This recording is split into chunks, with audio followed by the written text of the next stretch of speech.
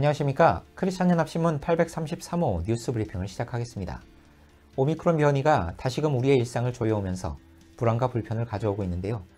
각별히 개인위생에 유의하면서 다가오는 성탄절을 준비하시기 바랍니다. 첫 번째 소식입니다. 한국교회에 대한 세상 언론의 부정적인 시각. 어제 오늘의 일이 아니죠. 세상으로부터 손가락질을 받고 기독교의 이미지와 신뢰도가 하락하고 있다는 소식은 더 이상 새롭지 않습니다.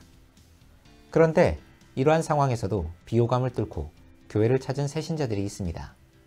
이들은 왜 교회를 찾아왔을까요? 한국교회 탐구센터가 지난 5년간 새롭게 출석한 새신자 458명을 대상으로 진행한 조사 결과가 흥미롭습니다. 이들이 교회에 출석한 목적은 인생의 의미를 알고 싶어서라는 응답이 가장 많았고, 건강이나 가족, 사업과 직장의 문제 해결을 위해서라는 응답이 뒤를 이었습니다. 그냥 주위의 권유로 출석했다는 사람도 17.9%로 적지 않았습니다.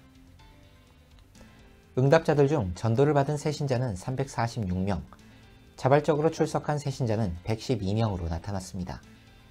특히 자발적 새신자 가운데 예전에 교회 다니던 기억이 나서 다시 출석하게 됐다는 사람이 24.1%로 가장 높은 것을 볼 때 어린 시절 주일학교가 한 사람의 영혼 구원에 얼마나 중요한 의미를 가지는지 확인됐습니다.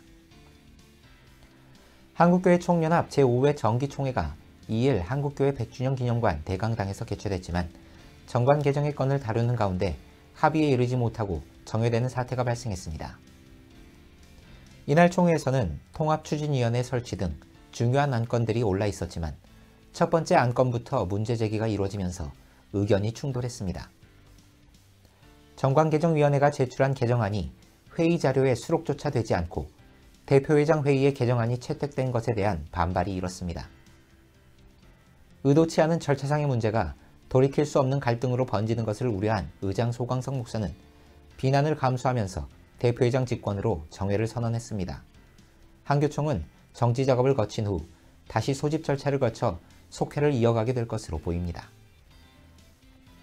제53회 대한민국 국가조창기도회가 2일 스위스 그랜드 호텔에서 공의와 회복을 주제로 개최됐습니다. 코로나19 팬데믹으로 인해 2년 만에 현장 기도회로 열린 이날 기도회에서는 참석 인원이 500명으로 제한된 가운데 문재인 대통령과 여야 대선 후보들이 함께 메시지를 전했습니다.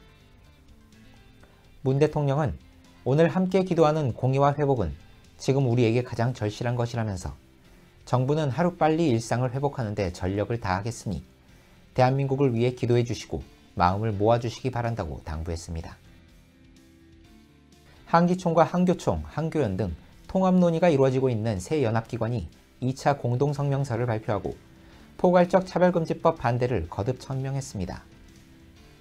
이들은 국가인권위원회 20주년 기념식에서 문재인 대통령의 차별금지법 관련 발언을 지적하며 대통령이 무엇을 근거로 차별금지법 제정이 필요하다고 보는지 도저히 이해할 수 없다고 비판했습니다. 특히 차별금지법이라는 모호한 표현으로 호도하지 말고 동성애보호법이라고 분명하게 명명하길 바란다면서 대통령과 국회의원들에게 남자 며느리와 여자 사위를 얻는 것에 대해 전혀 문제가 없다고 생각하는지를 묻고 싶다고 꼬집었습니다. 국세청이 종합부동산세 특례 적용을 희망하는 종교단체 등 공익법인을 적극 지원하기 위해 종합부동산세 특별 신청 창구를 15일까지 운영합니다. 자체 세무 능력이 부족한 종교단체가 법인 일반 세율 특례 제도를 보다 편리하게 활용할 수 있도록 간편 서비스를 제공하는 것으로 교회나 종교단체가 15일까지 세무서 특별 신청 창구에 신청서만 제출하면 적극 행정 차원에서 신고하지 않고도 법인 일반 세율 특례를 적용하여 세액을 즉시 계산해 줍니다. 법인 일반 세율 특례 신청은 세무서 방문 없이 홈택스로도 이용할 수 있습니다.